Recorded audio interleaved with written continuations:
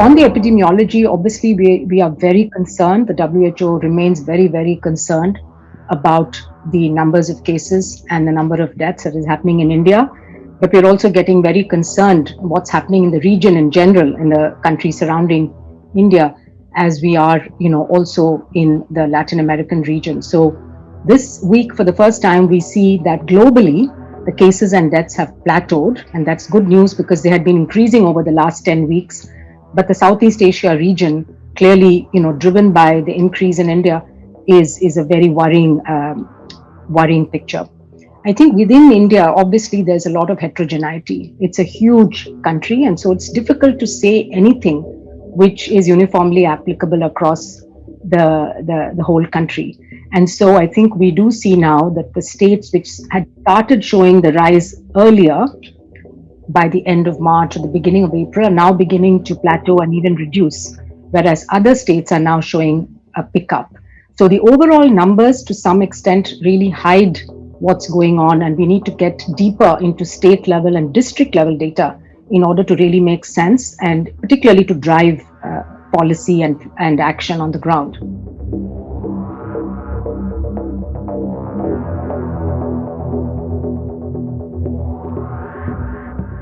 Each of these variants has about 15, 16, sometimes 17 mutations.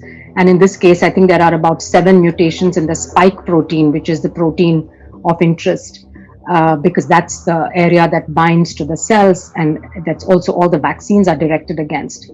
Now, we classify something as a variant of interest when we note from the global database that a particular variant is becoming more prominent, in certain parts of the world or in many parts of the world simultaneously. Now, what is the bottom line here? The bottom line is there's still very little data. There are sequence data available, but we need also the clinical and epidemiological data to go along with that, and some laboratory data before we can conclude whether it's actually more virulent or resistant, etc. So as of now, there is some preliminary data to show that it is more infectious, more transmissible, more easily spreading from person to person, because it binds more easily to the receptors in the respiratory tract. So that seems to be the case, but we do not have data right now on the resistance to the antibodies or the fact that it results in more clinically severe disease or different type of clinical patterns.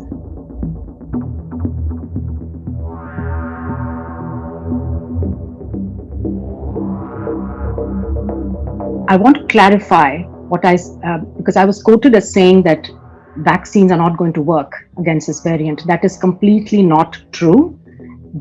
What studies we have seen from across the world show that even if the variants are a little less susceptible to the antibodies, the overall effect of vaccination is to reduce severity of disease, reduce hospitalization, and prevent death. So I want to re-emphasize that all the available vaccines today in India and elsewhere prevent severe disease and death. Even if you get the infection, you're not going to end up in the ICU critically ill. So message is, take the vaccine, whichever vaccine is available to you, and if you're eligible for it and your turn is there, please take it.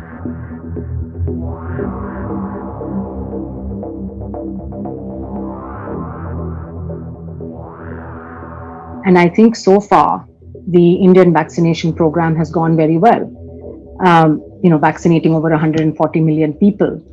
And I think India did very well in vaccinating its frontline workers and healthcare workers in the first phase, and starting off with the over 60s, and then coming down.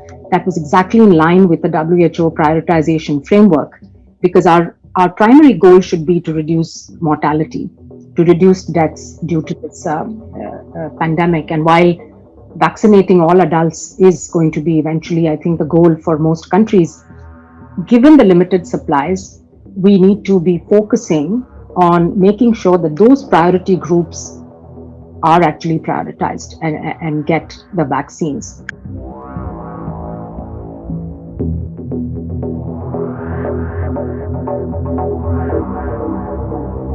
So I think lifting of the patent related restrictions is the first step, and it's an important step, and it should, I think it sets a very good precedent for what one must do for pandemics and for public health emergencies. Um, so I think that's important, but that's certainly not enough, because vaccines are very complex things to manufacture.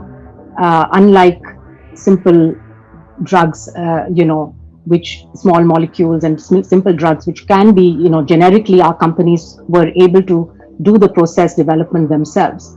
For vaccines, it's not so straightforward. It will take a long time. And that's why we're saying that in addition to the patent waivers, we need technology transfer. There are enough companies in India as well as in other Asian countries which could take it up and do it. So I think that's our next step that we're working towards.